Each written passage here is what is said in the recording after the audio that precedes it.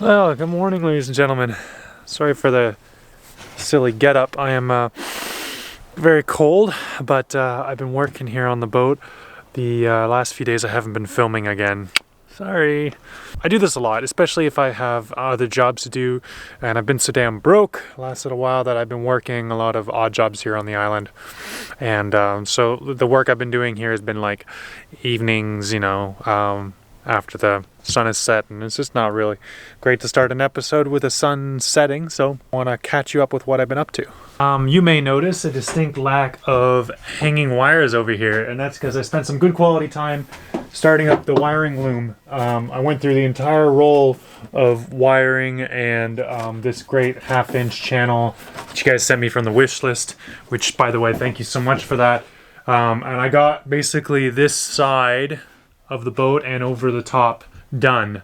We have some more lights coming in soon, and we're gonna install LEDs, little warm downward pointing LEDs on all of this cedar wood areas, so that we kind of double up on the lights in here. And we've got these great, really powerful 12-volt fans to run a hood scoop over here, hood vent for the stove. And of course, I got the wiring tidied up over here, which is really nice. I don't nick my head on it anymore. And what else are we running? Oh yeah, there's also lights coming in the shelving units, but that's all the LED strip lights that I already have here on board. So we did a lot of that. I've also been epoxy coating all of this marine ply that we got in here. It's almost all sealed up, as you can see, but we still got some supports to put in there. I got plywood bulkheads to lay in over here. Lots of extra supports coming in. And then, of course, I need to get the beams sorted out, beams forward, and then eventually the fridge will go right here. And the anchor winch right up there. Oh, I had some breakfast still stuck in my beard this whole... Why didn't you guys tell me?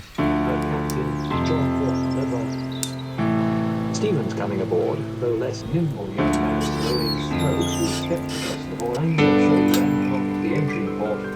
He lives in seeing surprise moving better. He selected an extra car like a double purpose block. But my goodness, can do nothing that any other ordinary medical man cannot do. Good morning, ladies and gentlemen. Look at this, eh? Brent's done good work. I'm feeling tidy and clean. Right now I'm editing some episodes just before the haircut, and I do say, like, the mustache was an irritating factor getting in my mouth, and I was trying to get used to it. I was trying to get into brushing it. Couldn't do it, man. Just couldn't stick to it. Maybe again sometime later when I'm an older and wiser man, but I'm still a dumb, headstrong kid, and so the trim mustache must stay. There have been some other changes here on this boat because I haven't been filming so much lately, and I want to show you them, starting with this amazing stove. So this little tiny stove is made from a 10-pound propane tank. Now, I could have probably welded one of these myself.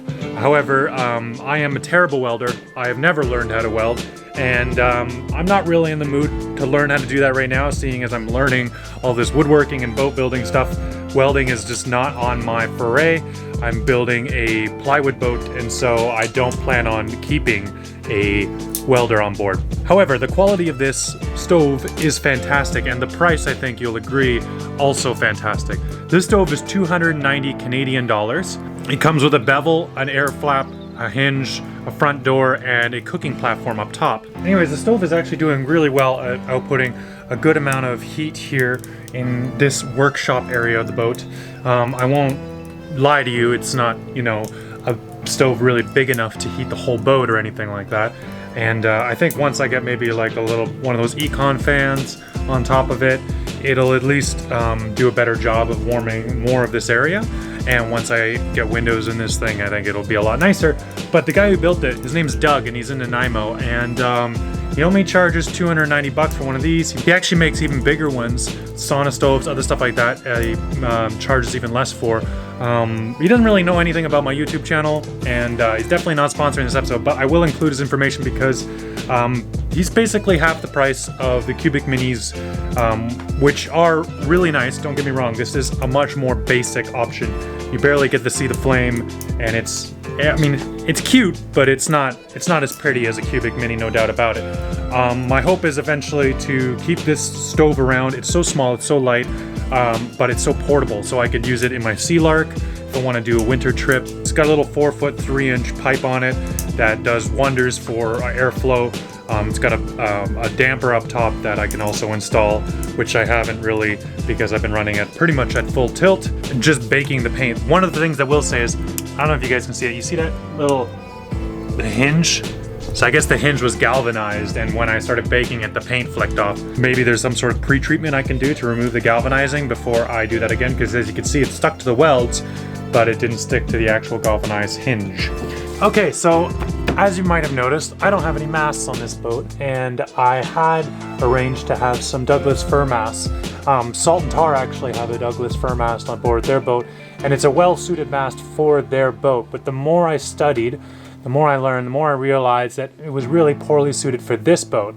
The reason for that is Douglas fir is a really strong softwood, but it's incredibly dense, and so it makes a really good compression wood. So if you have a stayed mast, it's perfect because it handles compression better than most other softwoods, and it's readily available, and you can get nice old straight lengths of it out here on the West Coast quite easily. So I'm really happy for them. Unfortunately for myself, not only do I not think that Douglas fir is the best option for my mast anymore, but it's also been snatched out from underneath me.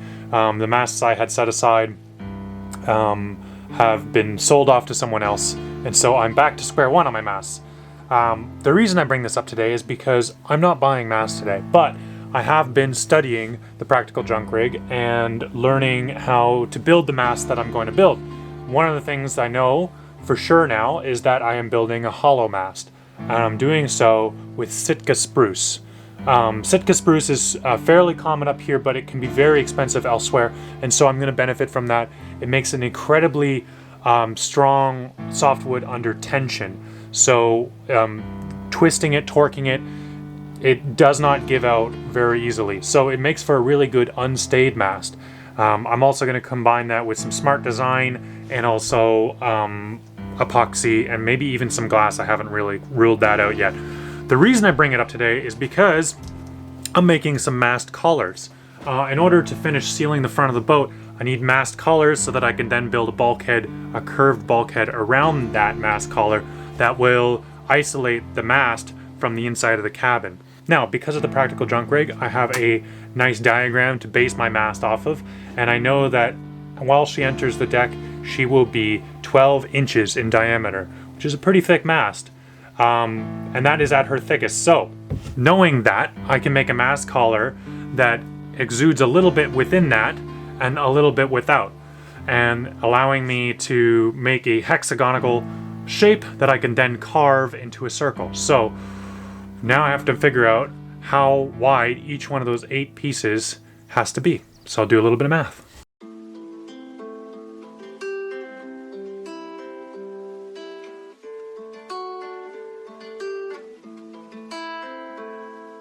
Already here killing with the glasses, we should have the advantage on our larboard quarter.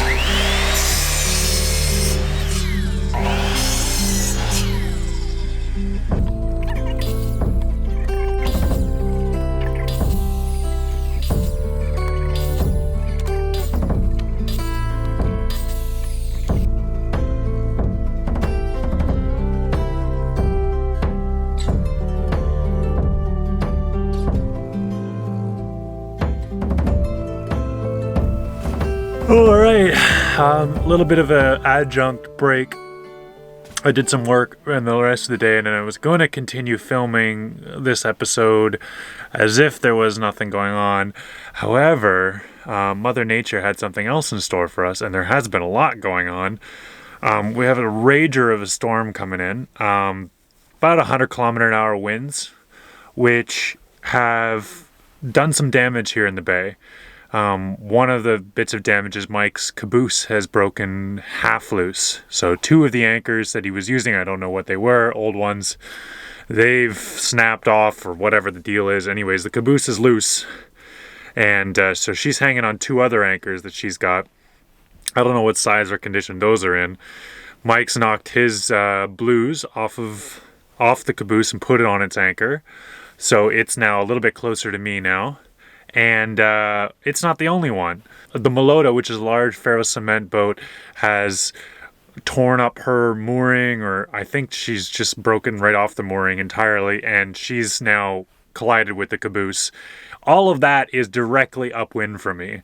So I haven't slept at all tonight. I've been in and out of this berth. I've been trying to like just relax a little bit, but it's stressful. You know, it's really, really stressful. Not to mention, I lost 2 damn solar panels, which is totally my own fault because they were the 2 solar panels that I was working on the last piece of sealing of the roof there.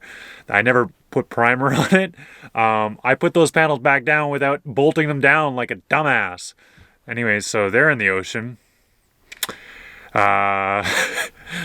I guess I'll have to pull those up and do some tests on them and see if I can get those back. That's like $500 worth of solar panels.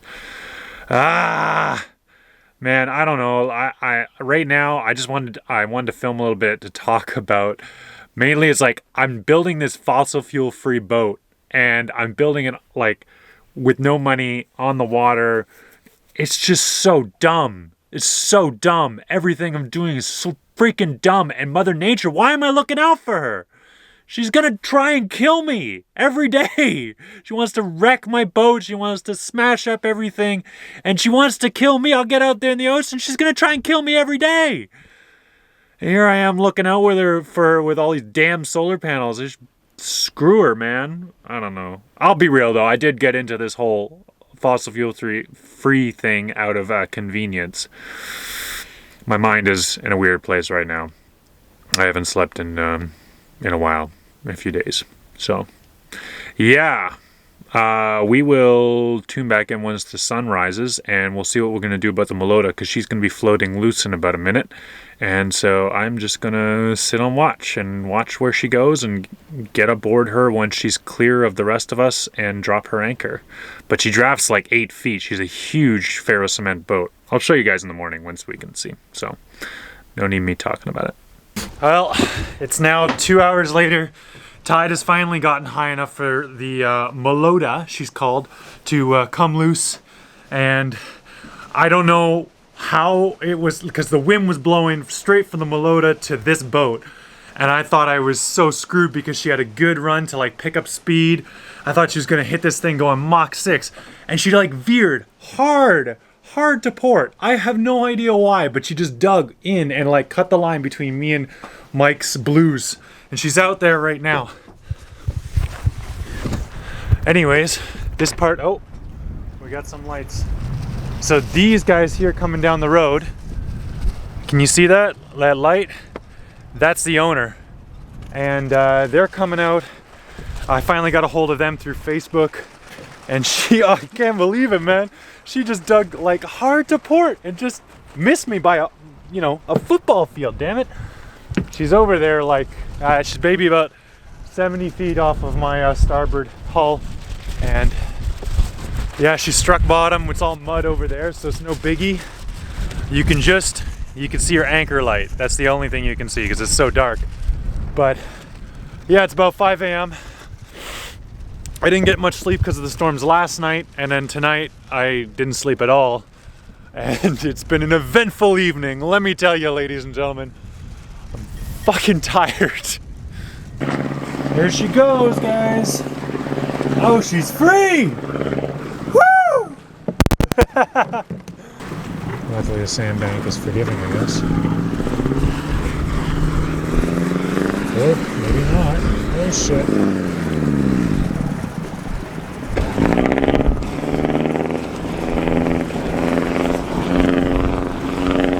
Okay, they're loose again. I got stuck there for a second. Oh man, that's nerve-wracking. Feels so good to get that boat out, and she's going back to anchor somewhere safe. The wind has died down. Believe it or not, this is what died down sounds like. And yeah, I am gonna try and lay down and see if I can't catch at least 3 or 4 minutes of sleep before the sun rises. But it's already rising right now, and we have a lot of work to do today. Oh, Look at that. Calm water. It's so calm out here. Oh my god. Yeah, missing 2 solar panels this morning. Oh, and the water's murky, but it is calm, so maybe if I poke around with a stick I might actually find them down there. Yay. Alright, ladies and gentlemen, I went into town, got myself a shower, got some gas for the generator, running it, making sure everything's fully charged. Captain Mike and I just like enjoyed being off the boat for a minute, and then also as soon as we left the boats we stressed about them. I don't know, days like this I'm not sure I'm exactly cut out for this kind of stuff. I really just, today I'll tell you real talk right now. I desperately want to shut down this YouTube channel, give up on this boat project, go somewhere else, work in an office, play video games, eat chicken wings, just be a normal freaking person who's not losing their damn mind and risking life and limb and doing dumb stuff because they think that everything can be achieved with force of will. And yet, I'm probably just gonna continue on.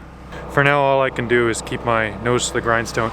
And especially now because we are having a lull, an eye of the storm right now, but it is the eye of the storm. We have another blow, probably just the same size tonight. So we're gonna get the spare anchor out and we're gonna help secure the caboose a little bit. And oh yeah, let's get to it.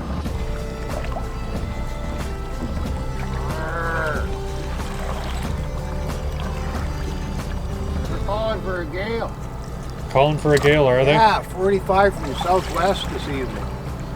Whoops. Fun. Time to weigh anchor and go catch a mooring.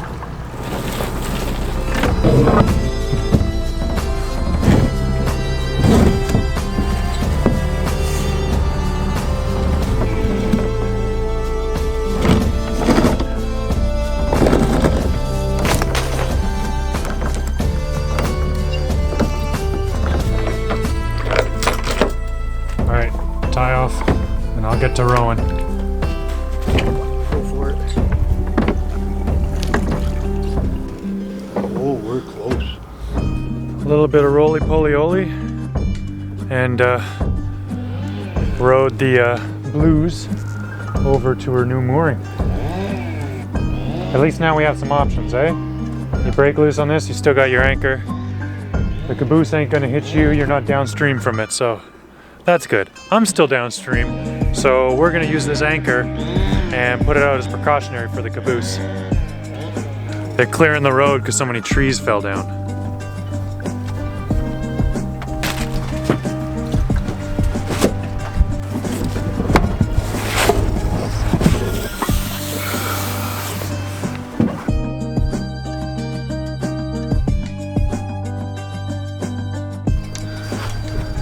All right, I'm doing my rounds of all of the fleet here as part of my job as one of the only people left in Degnan Bay for the winter. Just checking up on this girl. Her tarp tore to shreds in the last storm, so I put that away. The Aranos is fine and the Triple Treat's doing great too, guys. It was just Mike's caboose and the big old Melota who went a little wild. She's actually, by the way, she's fiberglass, not ferro cement, like I said earlier. She's just really, really thick fiberglass from the 70s, so she looks like a ferro cement.